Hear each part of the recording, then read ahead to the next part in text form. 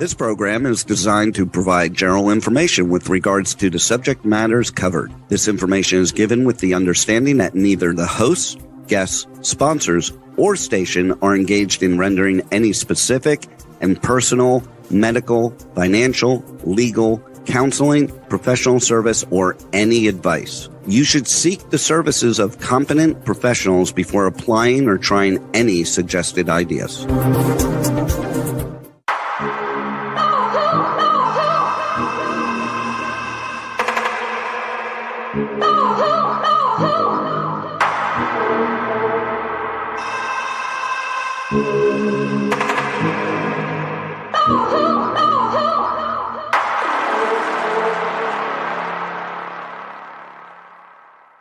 Good morning, true seekers and true crime junkies. Welcome back to another episode of Hit the Road Jack, Finding the Zodiac. Today, we're going to continue on with the Jonbenet Ramsey evidence. We were working actually on a statement analysis last week where we were talking about or discussing an individual's analysis of the statements that were made in that ransom note. Let me see if I can collect his name again real quick. Mark McClish. So we had ended out basically with a couple pages left to go over, in which case he's breaking down the linguistics of the ransom note. Of course, in this presentation, he's attempting to show how it is Patsy Ramsey that wrote this note. However, the family has been cleared from any wrongdoing in this case. Well, at least from actively having murdered their own daughter. This was actually done, when did I say this was done? 2001. So this was basically about 4 years after the death of Jonbenet. And let's see if we can get ourselves back to... Yes. Okay. So, and while we wait for Lindsay to come back with us, oh, here she is. Good morning, Lindsay McBrayer. Oh, where is you're here. You're here, but I don't hear you. Okay. Oh, there you are. Good morning. Good morning. How are you? I'm exhausted. I went deep sea fishing yesterday, and we did not finish boiling the crabs until about midnight last night. So I'm barely hanging in there, but we're going to make it through. Yay. Oh, well, you had some good eating. Well, I didn't get to eat it yet. Obviously, that was all cutting, prepping. Yeah, doing all the things except for eating. But that's okay. My mama made a great meal for us when we got home. So we had a hot meal at about 9:30, 10 o'clock at night.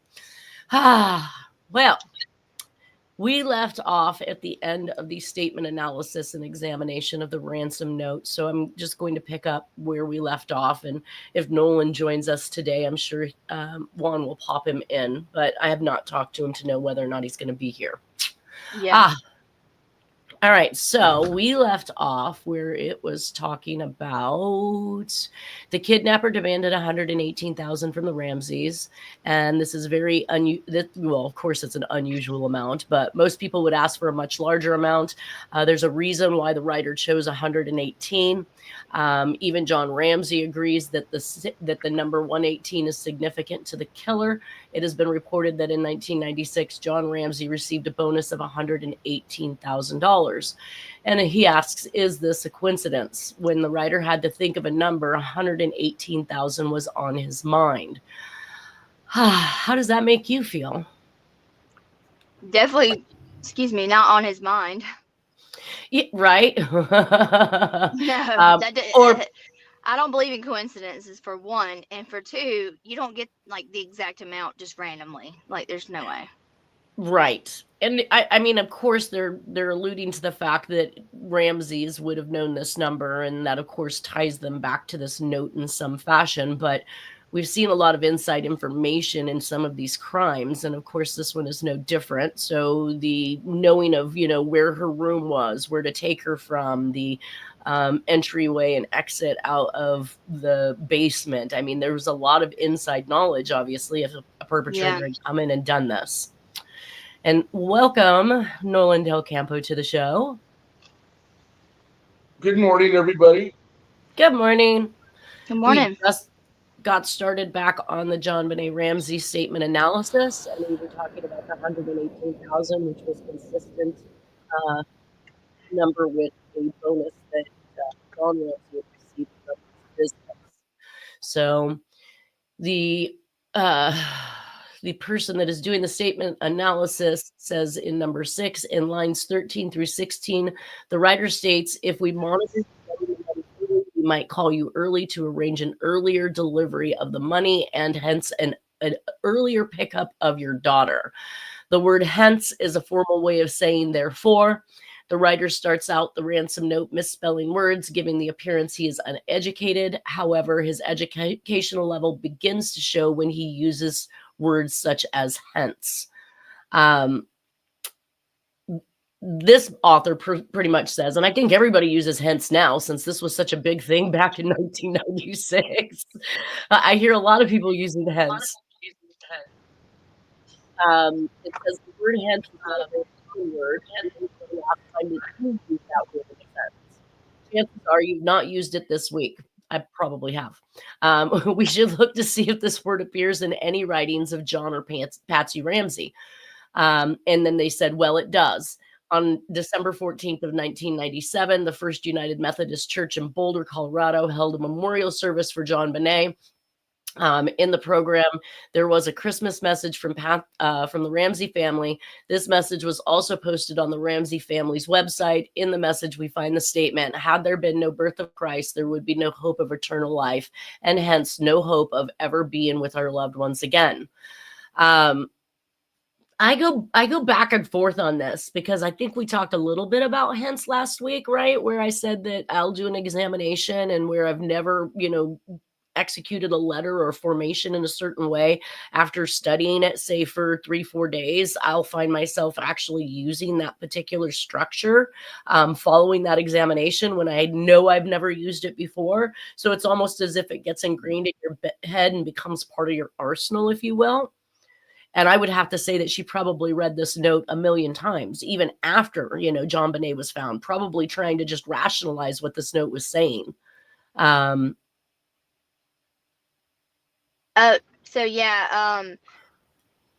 think that it was just there. I don't think there's any aspect on that word, honestly.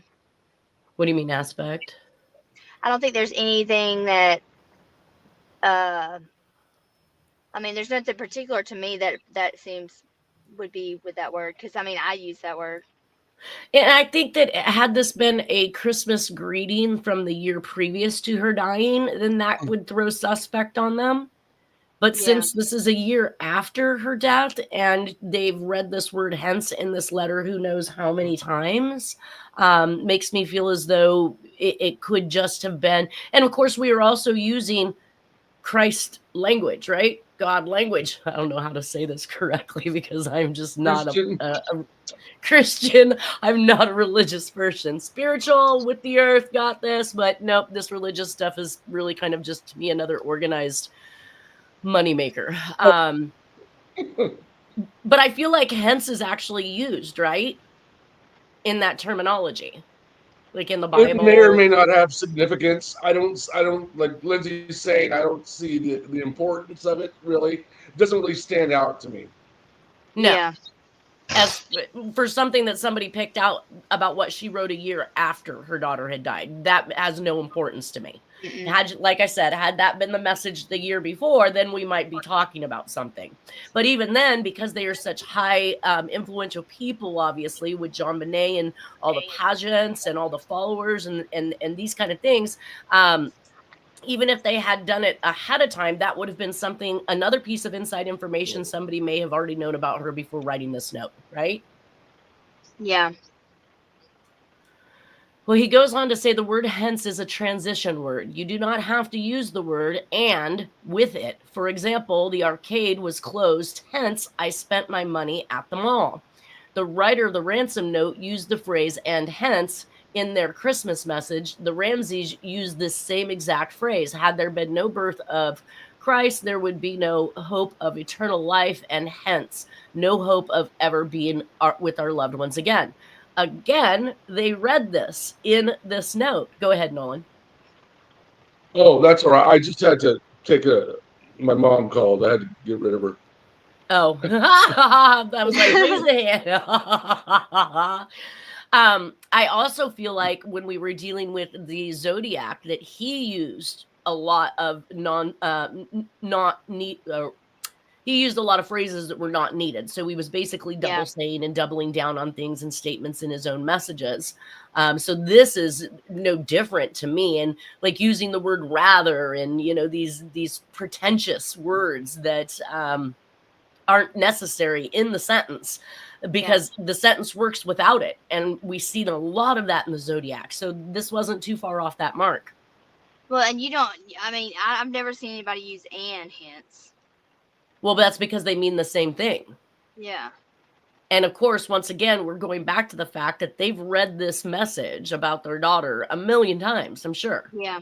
Well, it's just like if you're around somebody all the time and they say a certain saying like dude, then you're going to eventually start saying dude because you've been around them so much. I mean, I've picked it up from my kids, so. Right. What was there was one that people like, irregardless, right? So the people who say irregardless when that's not even technically a word, it's regardless because irregardless pretty much means the same thing, regardless. Like, and so I see people using that, and that's because again, like you just said, Lindsay, they've listened to other people say it a lot of times. And I used to actually say irregardless, like way back in the day, but learned that that was not the correct way to state that word. And since have removed that, so now I do get a little chuckle every now and again when I hear somebody say irregardless. But I want to correct them. Not my place. You guys roll with it. If you haven't learned it yourself, you're not going to learn it from me. So he goes on. What's that? As a writer and a journalist, I learned early on not to use irregardless. Right. Well, and I took AP English in high school and I took advanced English in college. So I'm like, I'm a writer too. So, I mean, I can't stand it. It drives me nuts. When somebody says, I just cringe. When something's not right in the sentence, I'm like, oh my God, why did they do this? Like, that's literally the first thing I do. Mine's editing. So if I read something that's not correctly stated or has misspellings or the use of the incorrect words, it drives my mind crazy. I can no longer focus on what I'm supposed to be reading because I get all caught up in their edits. And then I'm mad that I'm having to read this with edits, and I'm done. I don't even want to look at it anymore. Yeah. But I'm sure I have plenty of edit issues in my presentation. I'm sure of it. I've seen many. None of us are above it. So he goes on to say the writer started to say that upon receiving the money, he would deliver Jonbenet to her parents. He then realized that a kidnapper would not deliver the hostage, but would tell the authorities where she can be found. I thought that was a very interesting point there because you're right. Who's going to show up with this kid in person and take the chances of being arrested? Yeah. Or just your identity revealed at the very least. Yeah. At a minimum, yeah. What are you even going to say? I gave her to a friend. Like that friend isn't going to go down until they cough you up. Come on. Well, it's like in the Lifetime movies, and they're like, okay, well, I'm dropping her off at the fire department if you do this. Right. Yeah. You're going to drop her somewhere and tell her where she can be found, which is basically what he's saying here. He says, therefore, it's so weird. It's such a long letter, and it's just a ruse anyway. Yeah. It's just weird.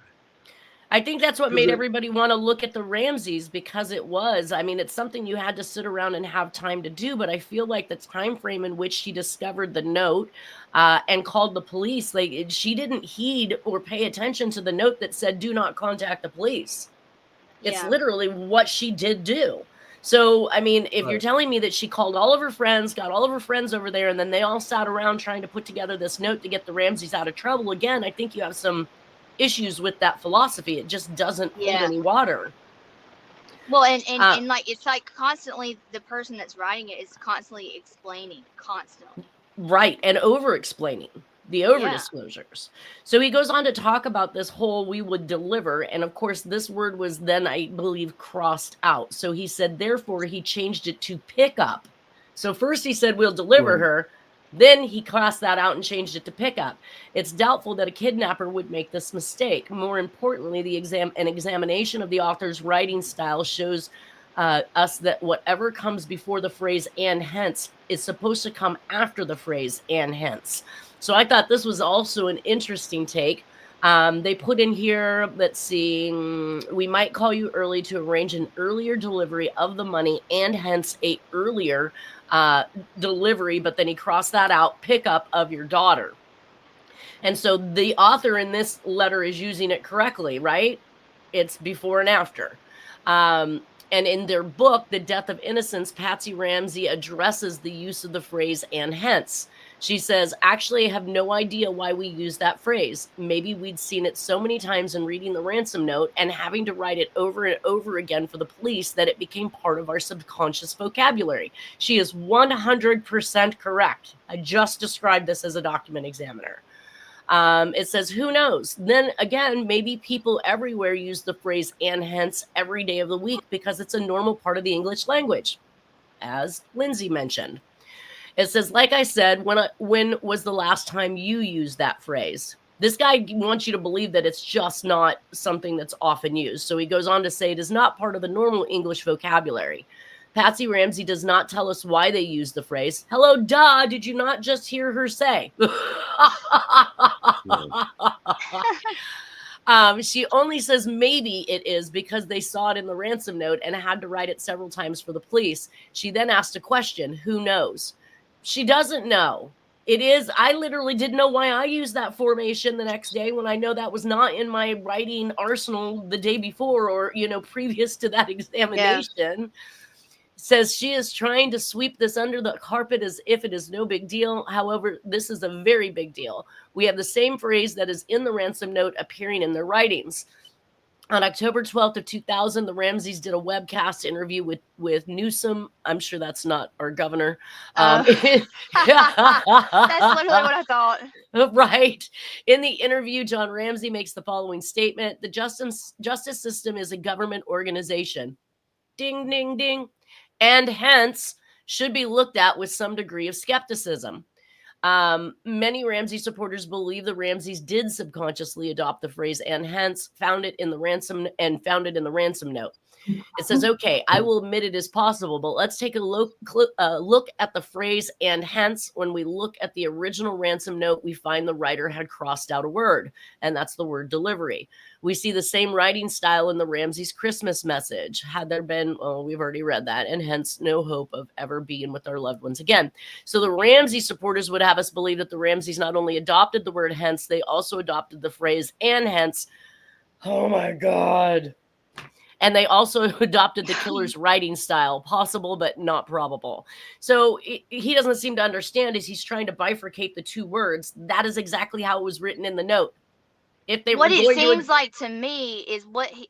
So a lot of cops do this. A lot of cops and investigators, like with a case, they know their correct protocol to look at every angle, but it's like a lot of times they don't, and they are fixated on one group of people or one person, and then that gets distraction from everything else. So then, like, they're so focused that they try to fit the puzzle pieces together that will not fit in together, but they try to fit them. It's like they force them, and right. So that seems like what they're doing here, and it's like they're forcing it to fit what they think, even though it may not be for any nefarious reason, because most times it's not. I mean, there is times that it is, but I mean, you gotta, if you think about it as put yourself in that chair, then you can see what I'm saying. Like you want it to be this because you want to be the one to solve it, but you can't be like that, and so that's where they messed up, I think.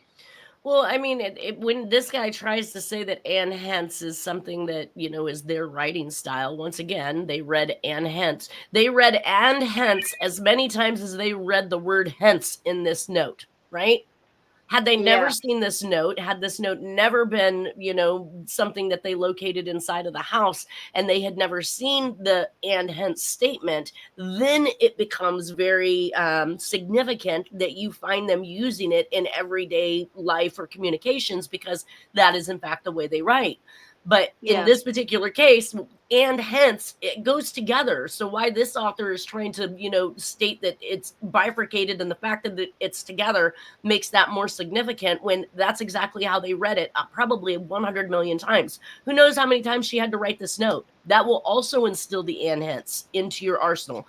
I tell people that when I'm a wordie, so when I learn a new word, I want to, say it as many times possible in a proper sentence throughout the week so that it becomes a part of my arsenal. And they say 21 times makes a habit, right? So how many times has she read this and wrote this? And I'm pretty sure that it's likely more than 21 times, which would now have instilled it in her arsenal. I think the authors just got it backwards. Like, if the time frames were swapped, or they never saw this letter, then yes, that would be significant.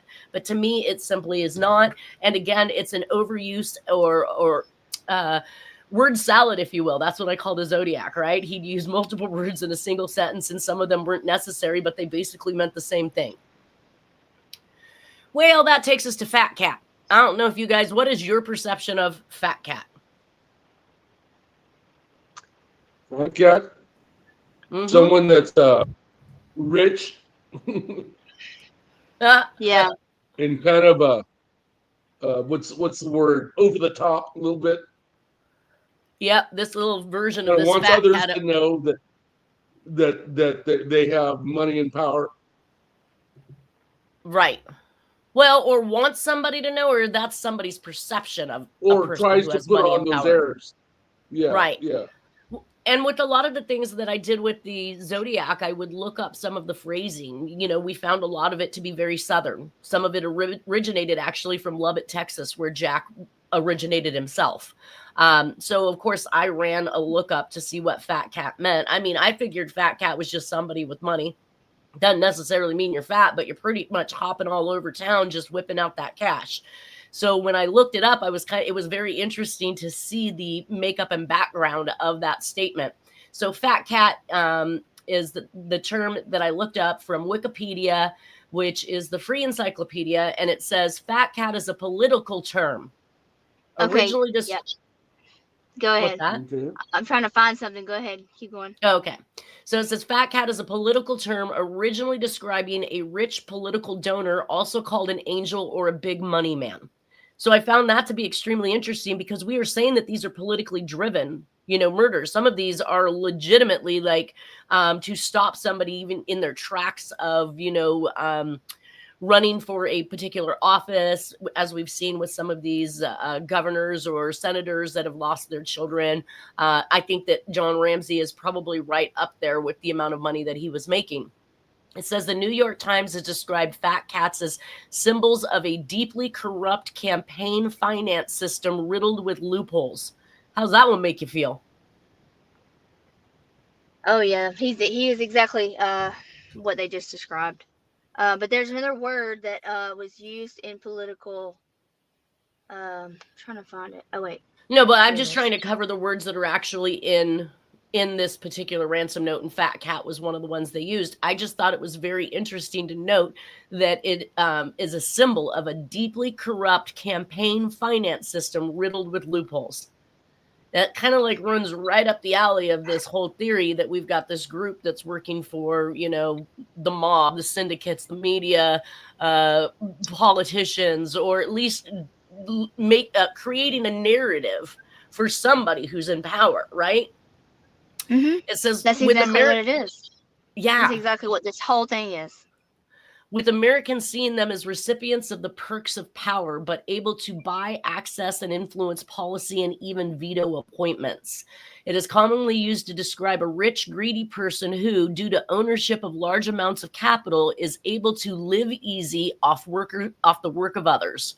In the UK, it is also used to refer to executives whose pay is deemed by others to be excessive. The word was first used in the 1920s in the United States to describe rich political donors. The term's coinage for political purposes has been attributed to Frank Kent, a writer of the Baltimore Sun, whose essay Fat Cats and Free Rides appeared in the American Mercury, a magazine of commentary run by H.L. McKinnon, And Kent wrote, "A fat cat is a man of large means and no political experience who, having reached middle age and success in business and finding no further thrill of satisfaction in the mere piling up of more millions, develops a yearning for some sort of public honor and is willing to pay for it. The machine has what it seeks, public honor, and he has the money the machine needs." The 1960 campaign for the right. The 1960 campaign for the Democratic nomination to the presidency was marked by competition between fellow Senators Hubert Humphrey and John F. Kennedy. Their first meeting was in the Wisconsin primary, where Kennedy's well-organized and well-funded campaign defeated Humphrey's energetic but poorly funded effort. Humphrey objected to the media. "The Kennedy forces are waging a psychological blitz that I cannot match. I'm not the candidate of the fat cats." A 1972 book by sociologist G. William Domhoff titled "Fat Cats and Democrats," interesting they put those together, contrasted the Democratic Party's perceived populism with its funding structure. In Domhoff's view, the short of a nationwide system of public financing for candidates, it seems likely that wealthy fat cats will find one way or another to finance the candidates of their choice. The campaign finance reforms following the Watergate scandal greatly reduced the amount of money that individuals could contribute to a political campaign. In the words of Ben J. Wattenberg, "The fat cats were driven from the temple." That's certainly not true. They're just now taking the money more quietly. Right? I don't think any of this funding is ended by any means. What does it say? What does it mean when they're taking it from the temple? Like, what is that, a figure of speech? We're driven from the temple, kind of like the evil cast out by God, I would think, right? The temple, okay. I would think, would be like church or something like that. Fat cats were driven from the temple, and obviously it's a derogatory term. It says during a night. And who funds these organizations? Who are the donors? That's well, it would be like Trump facilitating the Clinton's administration, right? He was a heavy donor to their. But we know about those donors. But I'm talking about other donors for corporations that are not they're looking for their agenda to be passed, their legislature to, they're trying to get their person into office so that they can somehow affect laws. Do you have your hand up, or are you waving off your mom again? No. Sorry. Go away. Hi, Mom. Yeah, no, I think that it literally boils down to, I think it's kind of like this whole thing we had with the redistricting that was going on. Clearly, the, Democrats were willing to shut down America and start America if they didn't get these hundreds of billions of dollars to feed non-Americans and foreign help. They are so adamant about wanting to do this. They're willing to detriment the U.S. population in order to facilitate this agenda, which tells me that this is very important to them. Well, this is very important to them for some reason. If they're willing to starve us and shut us down over this money they want to be able to give to these people, what power are they getting back from these people? This is a tit for tat, guys. They're not doing this out of the goodness of their hearts. They want to make it look like they're bleeding hearts that are wanting to help everybody. But the reality is that there is some agenda that's going to be met. They're going to have to receive like-kind benefits from these individuals that they're pushing so hard for. And the fact that they're willing to demise us over it is just absolutely astounding. And yes, 50 passed. Yeah, everyone knew it would. What was it? What did y'all have to vote for? Proposition 50. Newsom was. Oh, well, that's what I had to vote for. They're trying to be able to tax our land anytime they want to. Anytime they want to, they can change the amount of how much it's being taxed. They were trying to pass that. And it was like 90-10 said no. And I was like, oh, yeah, that was never going to pass. Like, no one's going to allow you to do that on their land. But they were trying to say that it was going to go to these fire departments and all these other low-funded places, but that's not, But Newsom is using a primarily Democratic state under the rhetoric and the weaponization of the media, stating that Trump had something to do with this redistricting, when in fact he didn't. The redistricting of Texas, which occurred last year, was based on the illegal mapping that cut through racial areas. So there was a clear cut, and they could see that this was biased against these other races, and that's why that redistricting happened. But there was some rhetoric that was put out there at some point, and it may be fake as well, because we know the media is completely facilitating the narrative that we see, that the Democrats see. So they get everybody on board as a Democrat to be mad that Trump is redistricting and he's gerrymandering and he's trying to steal votes. He's not. He I guess he made some comment to Texas that give Republicans an extra 5 seats. Now, whether that was a joke or whether that was even really said, we will never know. But that's what they're going to tell the Democrats. So now the Democrats are running around, let's redistrict all of our states. And they're doing it as a tit for tat. They're doing it call it a vote and say it's legal. I'm sorry. I just don't buy that. We already voted. And when I was reading it, there's many states that have done it over the last year. California is one of the very few that Newsom outwardly says, I'm doing this to gain more Democratic seats to counter any Republican seats that are gained over here. So he's legitimately the evil narcissist that wants to make things happen. Yeah. And he asks the public to do it, and he acts like that's some legal act, and the Dems just don't seem to understand. That's not going away. Once we give them that redistricting power, I highly doubt we'll see it come back.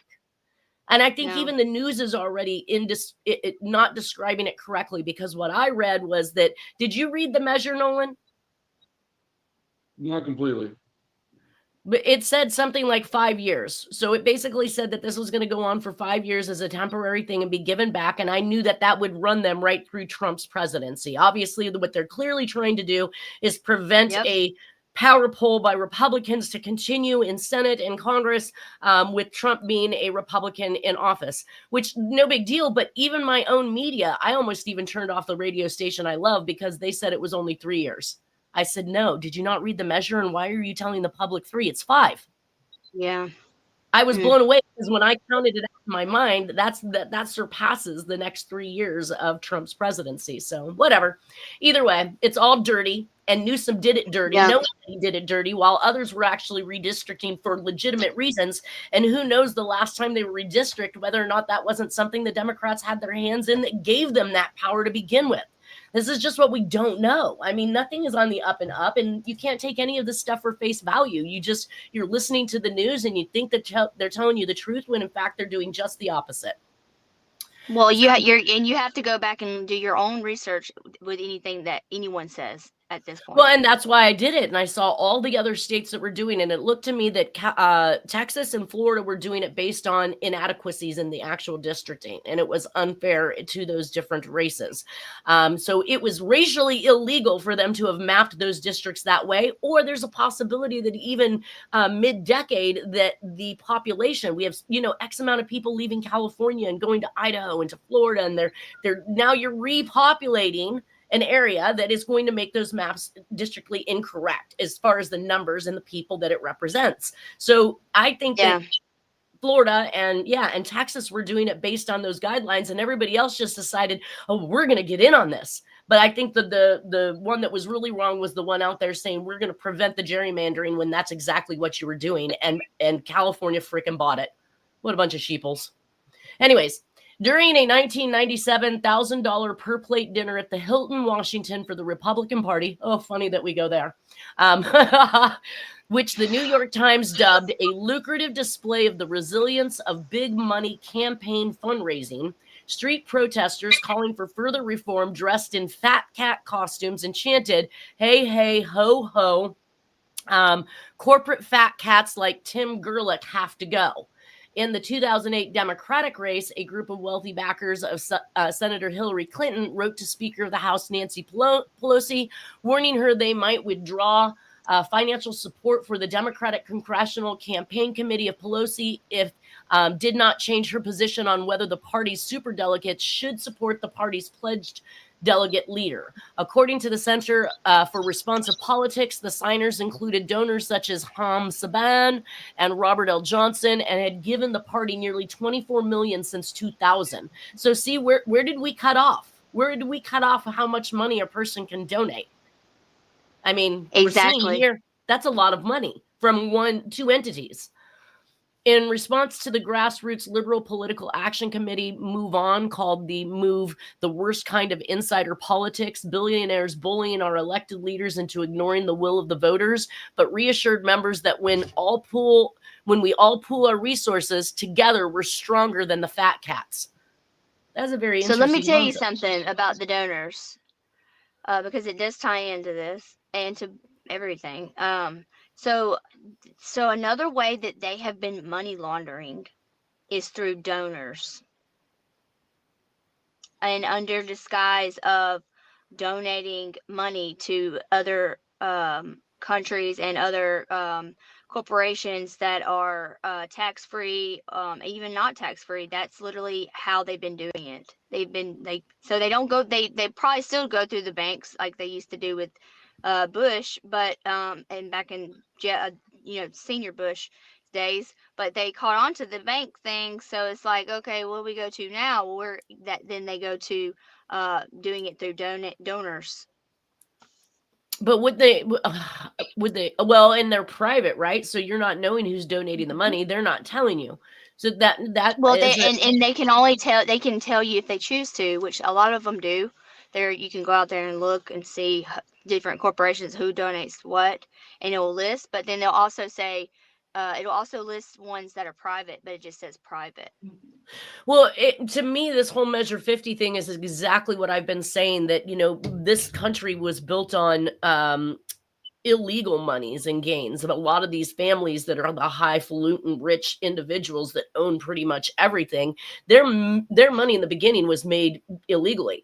And then they turn around and became politicians with that money. They legitimized themselves in legitimate businesses, if you want to call it that, and then turn around and run for political realm, and so that they can change the legislation to benefit themselves. So they're no longer breaking law. And that's basically what I saw with Measure 50, is that he has now created a legal avenue to break the law and do exactly what he shouldn't be doing, which is changing things to specifically create these Democratic seats in order, but he's using it as what he declares as a way to counteract or counterbalance what it is that the Trump group is doing. Well, Trump did not redistrict Texas, guys.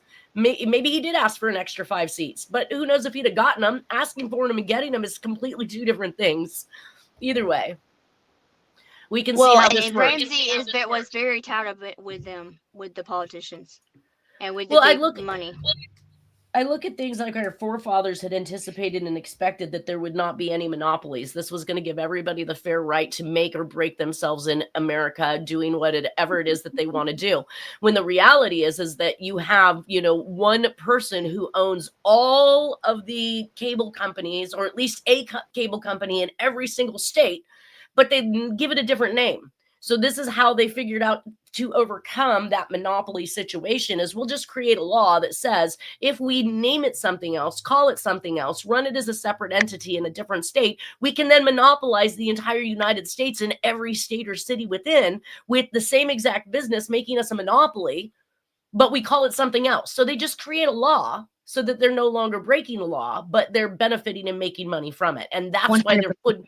That's why they're, supporting different, political agendas or people to get them into office so that they could create the legislature that's going to then make them even more legal. But it's all based on ill-gotten gains. Who does that remind you of? Everybody out there. I don't know what. Why do they keep passing all these laws? Like, okay, one of the first children's laws was made by John Walsh. But that law is supposed to be against. It's not like he created a law that now allows him to be a pedophile. But that's what I'm saying is happening in some of these cases, especially with it, monopoly and businesses and one person running. It does. It actually does. The systems they use helps them. Yeah. You think? Identify. Right. Yeah. Well, yeah, it will help them to identify missing children. I mean, well, it was supposed to help identify missing children, but ones that aren't missing. It did. I think initially when the program came about, let's fingerprint your kids and get a DNA swab and let's do all of this stuff. It literally legitimately did help to identify children all across the United States. Maybe So even just across imagine what else they can world. do now. Yeah. Yeah. So to finish off the Fat Cat series, it says the word has since acquired a meaning of rich, powerful person of possibly undeserved wealth. Now, why would he call himself that? Right?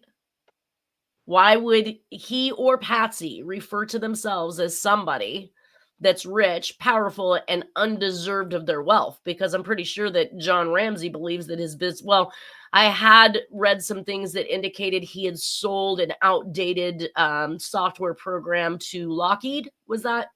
Mm-hmm. I think it was. That was and that the technology was due to change, so he's selling them an old version of it, and evidently that was a government contract for big money, and you had some people that were you had some people that were pissed off in the end, and maybe that could have been one of the reasons that he, suffered the loss that he suffered.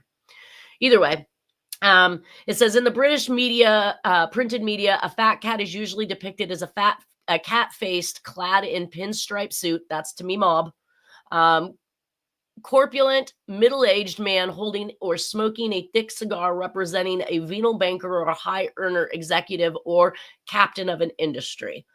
And that just describes literally all of them. All of them. So if you think about it, they want you to think there's all these separate groups. Okay, you got the mob, the mafia, the cartel, this, that. But these groups that are separate cannot function how without they each need other. to without each other. Yes. Mm-hmm. And without communicating with each other. Exactly. Yep.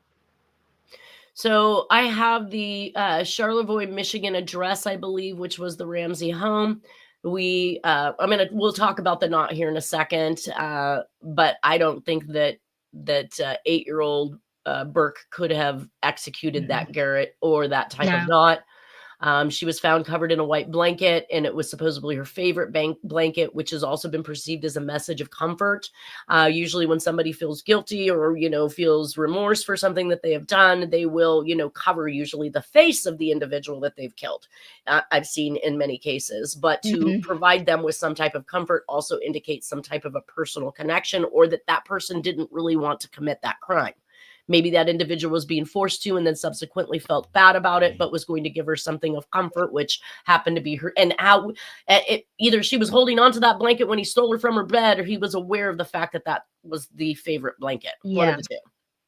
Oh, so about the brat, real quick. So was yes. Jack in the Navy? Yes, 100%. Okay. Yeah. So I lost you. I lost your sound. Is it me? Nolan, are you there? No, I'm here. Yes. Okay, so I've just lost her. I lost Lindsay too. I don't see her. Okay, so she's probably going to have to come back on, so I lost that sound. You hear me? There she is. Okay. Okay. So that knot is identical to the one that was created in the Ramsey case, to the same exact way typically that sailors are taught in the Navy. And do you know the name of that knot? Because that's something I've been on the search for. Did you figure out what that knot was? I have it somewhere. I can. We're going to look at some of the knots I've been collecting, because, of course, this obviously intrigued me. And any place that I go where they have fishing or crab or whatever, they usually in those types of restaurants will have great big, huge framed versions of all different types of nautical knots. So we'll look at that in a second. Let's see. So January 31st, 2010, Mr. David Temlak, South Carolina, Myrtle Beach, Roadrunner Holding Company, LLC, and Time Warner Entertainment Company. I have no clue why this is in here, but I must have done some research that led me in that direction. I don't know what that was about. Huh. Okay. Anyways, outsiders and intruder theories. The intruder theory suggests an unknown individual entered the Ramsey home and committed the crime. Supporters of this idea point to the unidentified DNA found at the scene. Several individuals in the Ramsey social circle were investigated, including family, friends, and household staff. No concrete evidence linked any of these people to the murder. Some theories focused on a plausible pedophile ring targeting child beauty pageant contestants. These claims remain unsubstantiated. Law enforcement explored connections to other unsolved child murders in the area, but no definitive links were established. Later confessions. Gosh, we're about 5 minutes in. Let's just go back with this whole. I know that you believe that there's a possibility that the Ramseys know more about what occurred or happened to their daughter. Is that correct, Lindsay? Oh, yeah. So the pedophile ring, while I'd heard that, I'm sure everybody heard that, but you would have probably read that in like the Esquire or the Star magazine or some of these not so, they want you to believe not so reputable, right? Rags and tabloids, when reality is there's probably some truth, maybe just a grain, but that they surround it by something so sensational that it makes it look unbelievable, right? Yep, 100%. So I think that there's a huge possibility, obviously. And that even lends to the fact of later confessions, where John Mark Carr confessed to Jonbenet's murder in 2006, attracting a significant media attention. His DNA did not match the evidence from the crime scene, and his confession was deemed false. So we have another person here with inside information, such as the ransom note contained, right? Whether he was force-fed this or not, we are going to definitely talk about him next week, because as we go into this stuff, he was literally busted and jailed for child pornography on his computer at school where he worked. So we will get into and that touched base, obviously, right? That drew half of America over to, oh, it's a pedophile ring. Well, and why does this happen so much? They bring in this dude they think, oh, he might have done it, and then, oh, well, he didn't do it, but we found porn in his house. We found porn on his phone. We found no. There was porn. There was porn found on his computer in 2001. No, I'm saying there's a many of them like this. Many. In many different cases. No, yes. I know. I'm just saying that this is a patsy that they used, I think, not only to perpetuate the anthrax mailings in Malaysia and Thailand, which is exactly where he absconded to, but also to perpetuate the thought or concept that the Zodiac was overseas and no longer in the U.S. And we're going to show that through the different letters as we come to the end of this here presentation. We'll look at letters to Tom Voigt. We'll look at the mailing of the anthrax letters. We'll look at a lot of this stuff and how it all kind of ties together. But John Mark Carr was under arrest and he was in jail. And for some reason, 45 days before his trial, was released on his own recognizance, either to go get his affairs together or whatever it was. I mean, you don't put this man in jail for almost 8 months and then let him go 45 days before his trial. And then he leaves the country, only to return after the Zodiac has passed away and all these other things that he has been tied to kind of put this little ball into a neat little circle for us. It says other individuals. Do y'all know who George Zinn is? No, I've not yet. And I don't think we have enough time to kind of cover that. We're down to our last couple minutes, but I'm going to finish reading this slide, hopefully, and then we'll go to this slide, and then we'll go to last minute statements. Other individuals have come forward over the years claiming responsibility for the crime. None of these confessions have been substantiated by evidence. Some armchair detectives and online sleuths continue to propose new theories and potential suspects. These claims are often speculative and lack solid investigative backing. Authorities remain open to new leads and continue to investigate credible information in their efforts to solve the case. Genealogy research says that genetic genealogy has emerged as a powerful tool in criminal investigations. This method combines DNA analysis with traditional genealogical research to identify potential suspects or relatives. Law enforcement agencies now have access to vast genetic databases. These resources will allow investigators to trace family trees and find distant relatives of unidentified DNA samples. In this ongoing case of the Jonbenet Ramsey, they have known about these DNA. We caught the Golden State Killer several years ago now. Why have they not applied? Why do we not have results? Why haven't they told us who this DNA matches, at least genealogical at this point? How have they traced this back and what's going on with it? But I know John Ramsey talked about it in his last docuseries. So that puts us down to about our last minute. Is there anything either of you would like to add? Okay, so did you know that they were gonna do like a Netflix documentary, like with a reenactment of this whole saga of Jonbenet, and then it was canceled? No. Well, why would they do a It was supposed to air reenactment? last week or last month. So a reenactment over what took place against the Ramseys? Because there's no way to reenact a crime you weren't there for.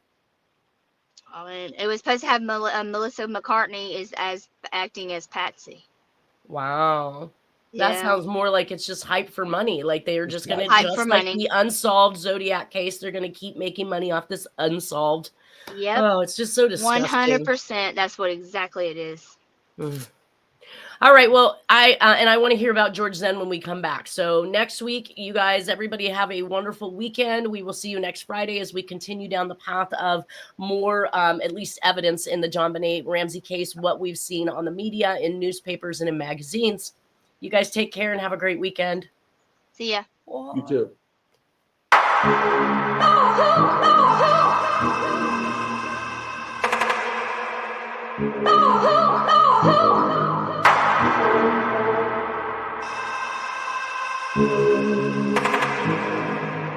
Oh,